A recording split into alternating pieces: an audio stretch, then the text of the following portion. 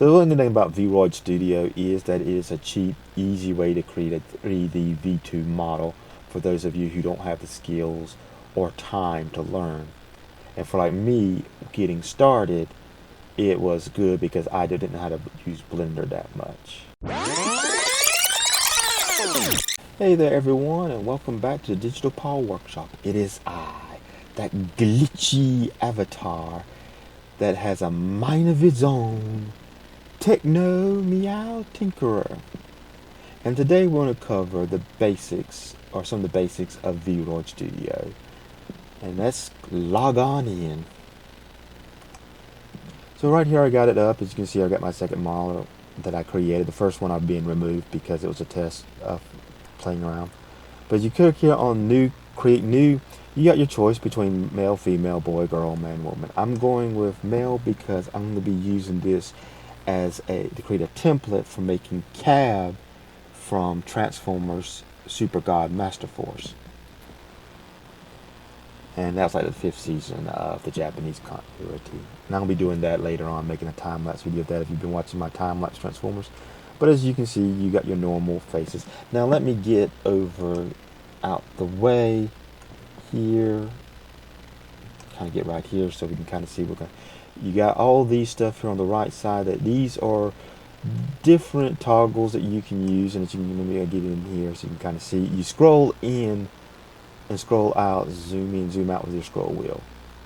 And before we get too far, you hold your shift left key, it lets you move your character around. So if you kind of need to so like see it at different parts, like the feet or the head, you can. And you hold down your right click, lets you to rotate them, so you can kind of see how your character looks from different angles. Like I said, these toggle switches here control on different features. It allows a lot of freedom in some of the look of your character. Although you can't be too, at least I haven't found out how to be too creative about bringing it into something like Blender. So some of the other stuff you can go through, you got like your eye sets. You can kind of choose what type of eye you want, how the eyelashes form, what the inside of the eye looks like. On your iris, you can kind of come in here. You can choose right eye over here, and you can give it one color. I can choose my left eye over here. I can give it another color.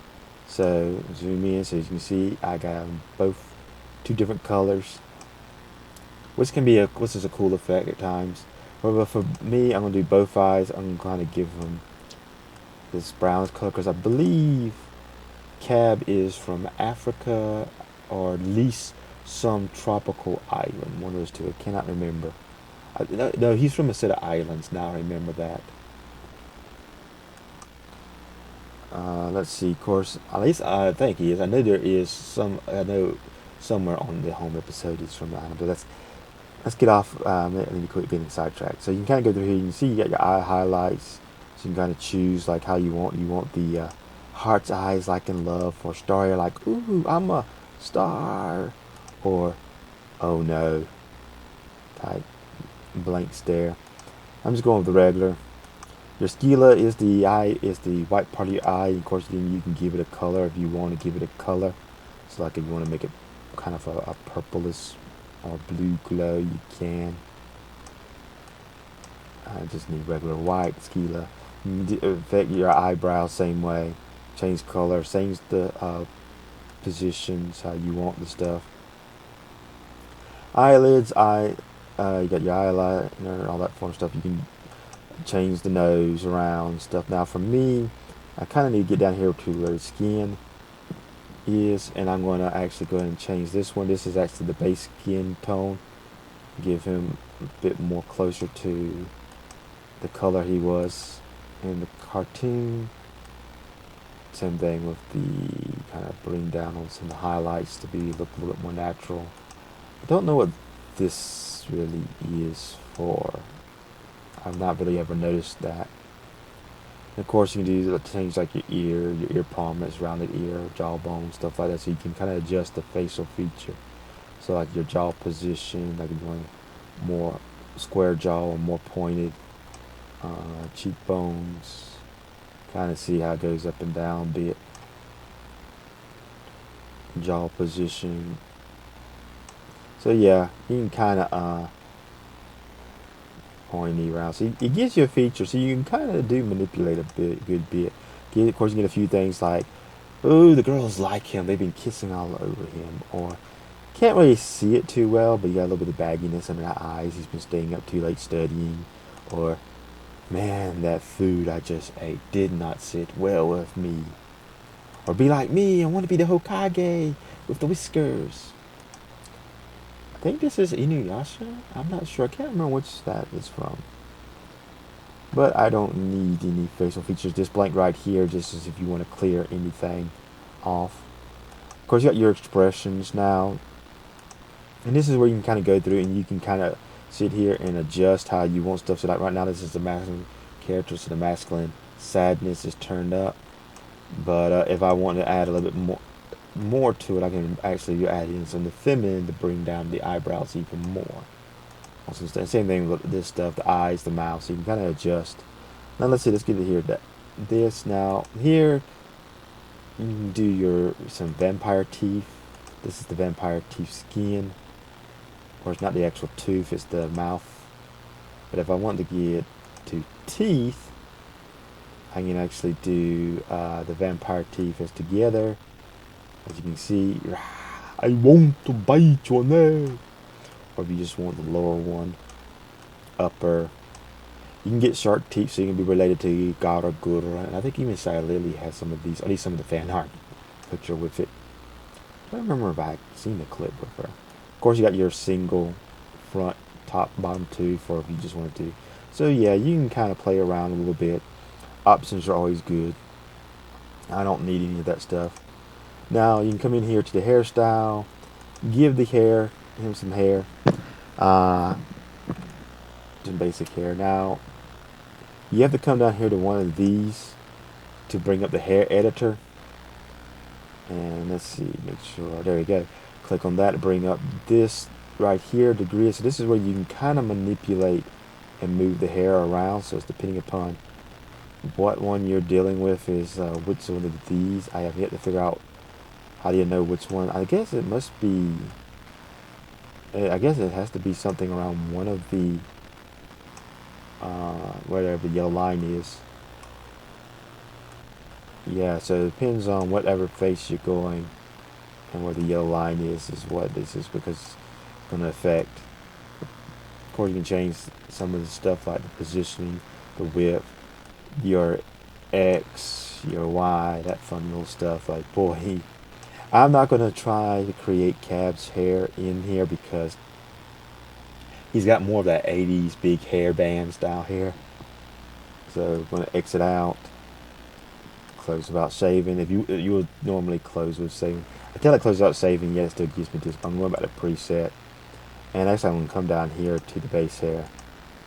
Let's go back up here. I want to get rid of,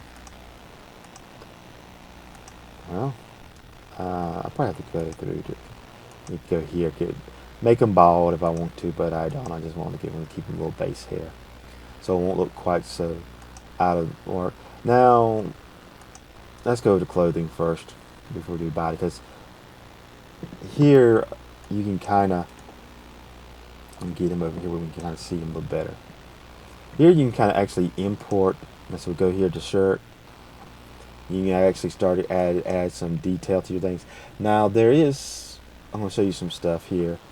You come right here is where you want to import the picture. And I'm going to import one of the pictures from one of my shorts that I use, my time-lapse shorts. And as you can kind of see here, whoops, there we go. Yeah, I cannot figure out how to reduce the size of this where it'll show where I want it. You can sit here and draw on it, as you can see, but that's not one. But I cannot figure out how to change the size. So what you want to do, let me first delete this. Right click, delete. Is you want to go right here where it says default design, right click, you want the export. And I'm just going to export it as a shirt. You can probably left it as layer. Wouldn't probably make too much difference. And now when I open it, it says a PNG file. And so As you can see, I got this little shirt design that I can bring into Krita or whatever photo editing program you're doing, and then you can plan on where you want to position and lay out your stuff. So you've got a logo you want to use, you've got a character, you got a design like me on my shirt. So we'll go back in, let me exit out of here, close without saving. If you put something here, you want to do it. As you can see here, this is my default shirt, and it's got a cross I created in Illustrator that I brought in, and then I used in Krita to place it on the design. So that's basically how you want to do it. I'm not going to be needing him for shirt. And for short, I'm going to give him shorts, because I'm just going to be bringing them into using in Blender as a template. So I just don't need all the extra stuff. Shoes, I'm not going to need them. Of course, you got your different shoes to pick from. I'm going to give them some socks though. Some basic socks. And of course, you got your stuff. You got your inner tops that if you want to wear inner top. Arm accessories, I don't know what you can do. Of course, you got some neck, like different bow ties and stuff. Put them in a dress. Well, you got a girl or a femboy character. Of course, the bottoms. Now we're going to go back to the body, because one reason I wanted to do that is it's a little bit easier to see some of the stuff with the body, especially like if turn this thing, like if right down over here we got stuff like, where is it, chest size. So if you want to give them or her whatever type of chest, you can kind of see how it looks. Now if you got a shirt on, that's going to also make a difference too on some stuff. Now there is a few features. Let me zoom out here a bit. Zoom out. Go back up here. So you do the height. As you can see, the taller you make it, the smaller the head is. So that's kind of more of adult. If you go the opposite direction, you got more of a child. I wish to a degree that this worked based on either centimeter or inches, because you can kind of figure out the average height of an age group. And so if you want your character to be this way or this way, you can kind of do it. Body size, this just keeps everything in proportional. So if you want a giant or elf or fairy size, like, you change the head size. So if you want a bobblehead or chibidoki head, I should say, or you want a Beetlejuice head. So chibidoki, Beetlejuice, take your pick. And of course you got, like, if you want a tip, the neck, all that stuff. Coming down here, it's chest, arm length. So if you want him to be extra arm length, like Mr. Fantastic or Plastic Man, or if it's a female character like Elastigirl, hand size, all this fun little stuff, waist width. Accessories, there's not too many here. You got your glasses, and then you got your furry ears. You can do cat ears or rabbit ears, both. Of course, if you right click, you can always duplicate the thing. So if you want to have multiple ones, you can change the color as well. I'm not going to be needing them, so I'm not going to worry about it for this. Then you got over here to look. This is where you can kind of play around with some of the lighting, shading, the eye alignment, the bones. So like where you want the stuff to be. So right now the eyes are following the camera. It feels like one of those paintings watching me. Ooh, scary. Yeah, rim lighting.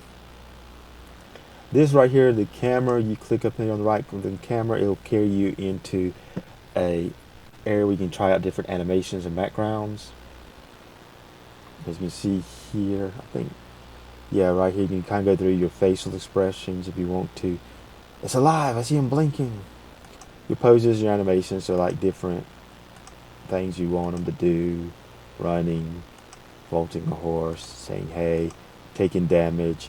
I do not know if these are imported anywhere or how you can use them.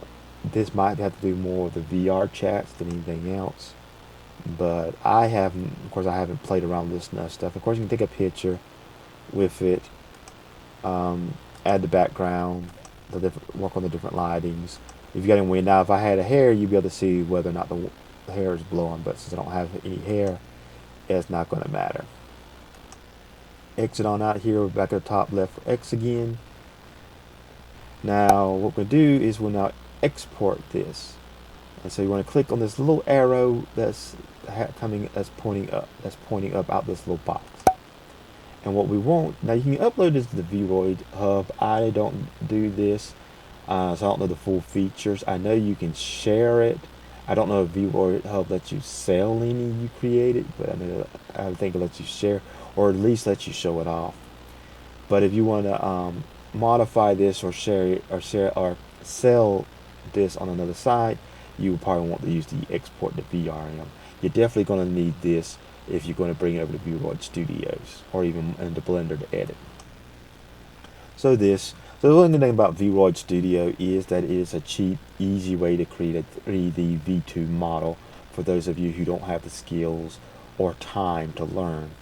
And for like me getting started, it was good because I didn't know how to use Blender that much.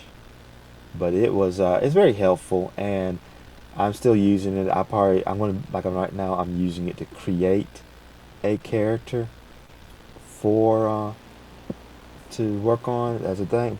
And here we go. We got the character and gives you the basic teach pose. This is going to be kind of helpful for me when I go to create him in his headmaster armor.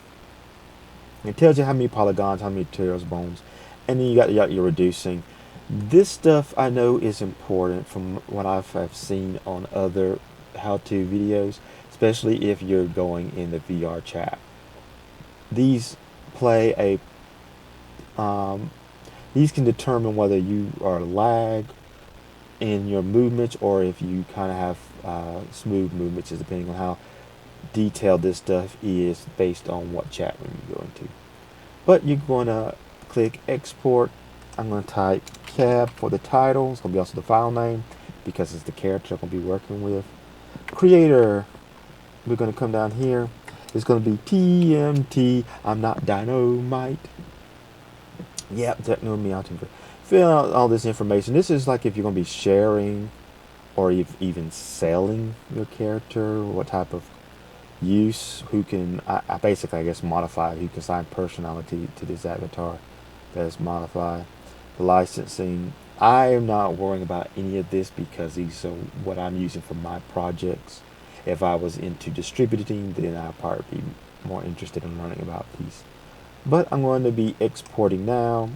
It's already got the name cab. And now that I've exported it, I can bring it into VC Face if I wanted to use it, or using it to create, and like I said, bring it into Blender. And I have a video on that. So, let me see, get everything back to normal. So yeah, that's pretty much some of the basic rundowns on how to use Vroid Studios for creating a 3D Vtubing avatar. And if you find my video helpful and you want to share this information and help the channel, please like and subscribe and share it with anyone you think might find it useful. Also, if you want to find out how to import it into Blender, watch this video right here that's going to show up in the ending for the link to the video on how to import this into Blender, so if you want to modify it. Other than that, have a blessed day.